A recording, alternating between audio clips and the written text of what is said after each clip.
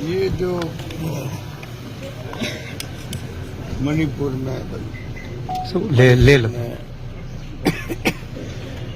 अब यहाँ पर जो हिंसा का माहौल बन रहा है वो उचित नहीं है। सरकार होम मिनिस्ट्री को संभाल लेना चाहिए कि क्या क्या कारण है। पहले समय रहते हुए बातचीत कर ले तो समस्या का समाधान हो जाता है। 2.5 साल हो गए मणिपुर के अंदर, 2.5 साल कैसे कहते हैं, कितना खून खराबा हुआ। अब इस तरह से बिगड़ गई कि प्रधानमंत्री मोदी जी अभी जाके आए वहाँ पर, उसके बाद में फिर हिंसा में लग गई। तो यहाँ पे पहली बार हिंसा इस प्रकार हुई है, पहली बार हुई है। और ये एक्टिविस्ट बहुत लंबे अरसे से ये अपनी बात और वहाँ की मांगों को उठा रहे हैं और ये मोदी जी के बहुत बड़े समर्थक भी रहे हैं। ये अब अचानक क्या हुआ है कि ये इनको आप जो मुकदमा दायर किए इनके खिलाफ में, पहले कह रहे थे कि मेरे खिलाफ में मुकदमा दायर करेंगे, जेल में डालेंगे, वास्तव में जेल में डाल ही दिया। और इतने बड़े कौन से ये टेररिस्ट हैं, इनको ठेठ जोधपुर जेल भेजना पड़ा। ये भी एक निर्णय पता नहीं क्यों किया गया है।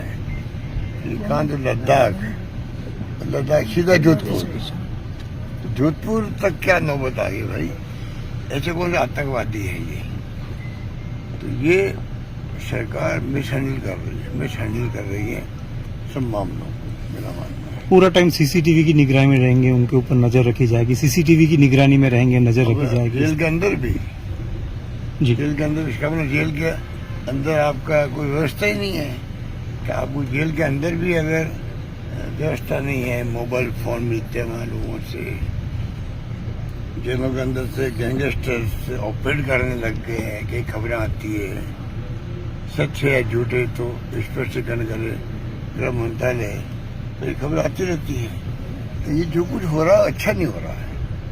देश इतना नहीं है कि आप जो देश की बॉर्डर इलाके हैं, लद्दाख हो चाहे वो मणिपुर हो, चाहे जम्मू कश्मीर हो या और कोई इलाके हो, वहाँ शांति स्थापित रहनी चाहिए, प्यार मोहब्बत भाईचारे का माहौल होना चाहिए। वो हमारे देश के अंदर मेवाराम जी को पार्टी में शामिल किया, उसके बाद विरोध एक अलग तरीके से नजर आ रहा है। तो प्रोसेस जो प्रदेश कांग्रेस कमेटी में कमेटी बनी हुई है, अनुसंधान समिति, उसकी रिकमेंडेशन हुई है, फिर सबकी राय ली गई है। उसके बाद में ये कल परसों देखा मैं ये फैसला हुआ है। तो ये तो प्रदेश कांग्रेस कमेटी ने सोच समझ के फैसला किया हुआ। कार्यकर्ताओं से क्या कहेंगे जो विरोध के लिए सड़कों पर उतरे हुए हैं? अब देखिए, मैं तो कार्यकर्ताओं को कल की बात नहीं कह रहा हूँ घटना की, वैसे ही कह रहा हूँ मैं पूरे लंबे अरसे से मैं बात कर रहा हूँ, 2 साल से कह रहा हूँ। 3 बातें हैं। नंबर 1 है, इस देश को जरूरत कांग्रेस की है, कांग्रेस विचारधारा की है, तो सभी धर्म, सभी जाति, सभी वर्गों से लेकर चलती है। पूरे मुल्क को जरूरत कांग्रेस की विचारधारा की, कांग्रेस की है। और जब जरूरत है कांग्रेस की, तो कांग्रेस का मजबूत होना आवश्यक है देश हित के अंदर। नंबर 2, देश हित में कांग्रेस मजबूत बने, और मजबूत तो बनेगी तो जितने ही कार्यकर्ता, चाहे छोटे हो, बड़े हो, नेता हो, बड़े पदों पर रहे हों, तमाम लोग अगर एकजुट होंगे तभी कांग्रेस मजबूत बनेगी। तमाम मतभेद भूल जाओ, एक दूसरे के नजदीक आओ, एक दूसरे को समझने की कोशिश करो और कांग्रेस पार्टी के संगठन को मजबूत करने का संकल्प लो और संकल्प पूरा करो। ये मेरा संदेश है तमाम कार्यकर्ताओं को। सर, आज प्रधानमंत्री मोदी जी स्वदेश 2 बच्चों ने सेव किया, उनके पीछे भगे, उसको लेकर कई विवाद हुए, पर फिर भी हमने उन दोनों को नौकरी मिली, उनको भी। तो सब कुछ किया और रात को केस ले एनआईए ने। अब 3 साल के बाद में एनआईए कुछ नहीं कर पा रही है। एनआईए अच्छी एजेंसी है, पर क्या कारण है कि उन्होंने चालान पेश कर दिया। 167 उसमें गवाह है और 15-16 के अभी तक बयान हुए हैं। उनके लड़के के बयान भी पूरे नहीं हुए अभी। और जो एक बच गया था, जिसके लिए हमने डॉक्टर भेजे थे वहां से, जयपुर से, जब उसको ब्रेन हेमरेज हो गया, इसका बचना जरूरी है, तभी केस आगे बढ़ेगा। उसका बयान नहीं ले रहे हैं, वो बिल्कुल ठीक है, बयान लेने की स्थिति में है। तमाम बातें मैं रिपीटेडली कह चुका हूँ। जब गृह मंत्री आए तब भी कहा, प्रधानमंत्री मोदी जी आए तब भी कहा।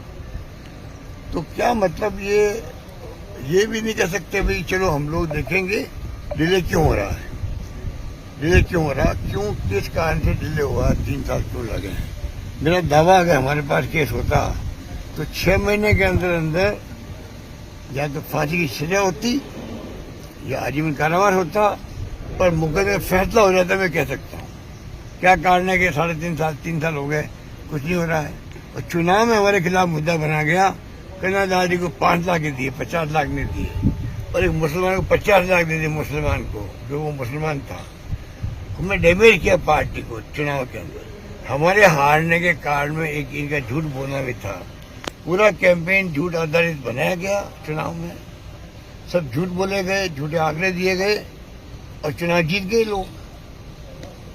और उसमें मुख्य मुद्दा 5 लाख बना 50 लाख, और लोग जेल में बैठ गए, अच्छे लोगों की जेल में, यार 5 लाख की कैसे दिए।